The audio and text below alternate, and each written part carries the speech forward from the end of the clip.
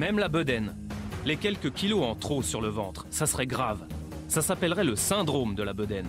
Mais heureusement, ça se soigne.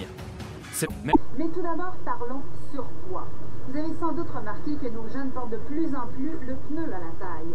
C'est relativement récent et ça semble pas retenir beaucoup l'attention. Et pourtant, ces kilos sont un indice que nos jeunes sont à risque. Parlons cette semaine du syndrome de la bedaine. Ça n'est pas de l'argot, mais vraiment le nom donné par les médecins au ventre qui s'arrondit au fur et à mesure des années. Et ça peut être très dangereux. Diabète, cholestérol ou accident cardiovasculaire. Il vaut mieux agir vite. Parlons. De mesurer votre tour de taille, est-ce que c'est accepteriez? Oui. Non, pas. OK. 97. 99.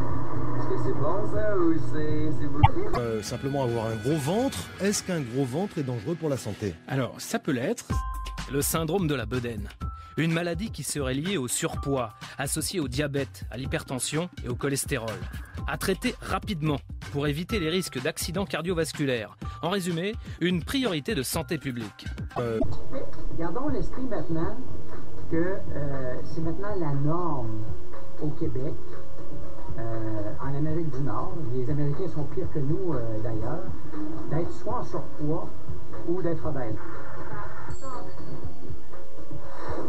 Et ce gras peut devenir dangereux lorsqu'il s'accroche à notre tour de taille, et ce, même si c'est un léger surpoids. Alerte à la bedaine. Tout le monde doit mesurer son tour de taille. Pour lutter contre ce syndrome métabolique, Boris Ansel recommande donc exercice physique, alimentation équilibrée, mais aussi, comme on peut le lire dans Le Parisien, ce même mois de mars 2008, un petit comprimé d'Acomplia, un médicament contre le surpoids produit par Sanofi. Tiens donc, un médicament. Pour ma part, je ne prescrirai cette molécule qu'aux personnes souffrant de ces symptômes, que l'on appelle aussi syndrome métabolique, et qui mettent en danger la vie du patient. Pourcentage de gras. C'est que même chez des individus qui montent un peu de surpoids, si vous avez trop de graisse dans votre cavité abdominale, une condition qu'on a appelée à l'époque l'obésité viscérale, avoir de la graisse par en dedans. Indépendamment de votre poids corporel, que vous soyez en surpoids ou obèse, si vous aviez cet excès de graisse-là, vous étiez plus à risque pour les complications de l'obésité. Au Canada, même combat. Le professeur Jean-Pierre Després, président de la chaire internationale du syndrome métabolique et découvreur de la maladie, fait aussi dans ce reportage la promotion du Rimonabant, la molécule active de l'Acomplia.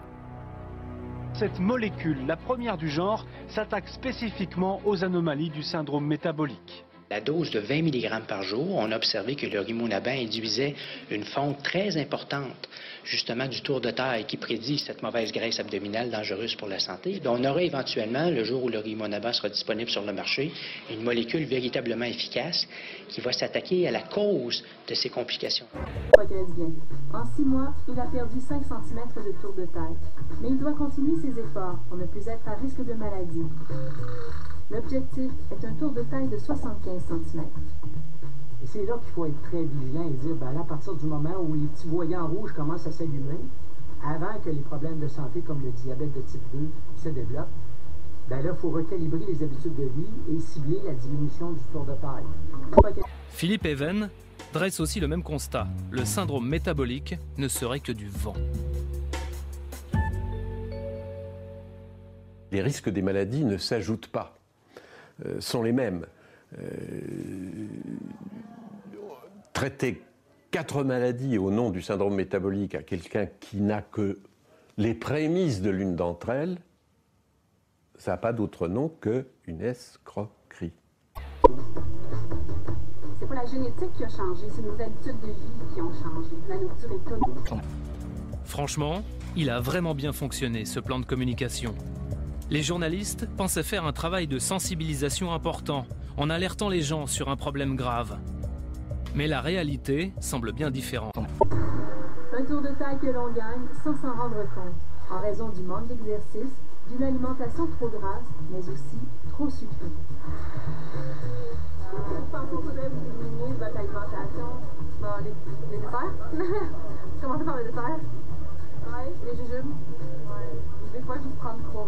Médicaments En moins d'1 an et demi, la Complia est responsable de 385 cas de troubles dépressifs, dont 125 graves.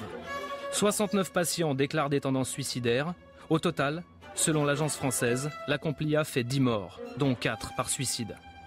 Caman. On est en mesure de voir que chez les jeunes adultes, qui n'ont pas des habitudes de vie optimales, puis qui commencent à accumuler cette petite graisse au bedon, bien, on voit les plaques d'athérosclérose. Ça ne va pas conduire à un événement cardiaque dans une semaine ou deux, mais évidemment, ça veut dire que déjà, le sablier a commencé à s'égrener et on s'en va. Les probabilités, donc, que ça arrive dans 25-30 ans sont augmentées.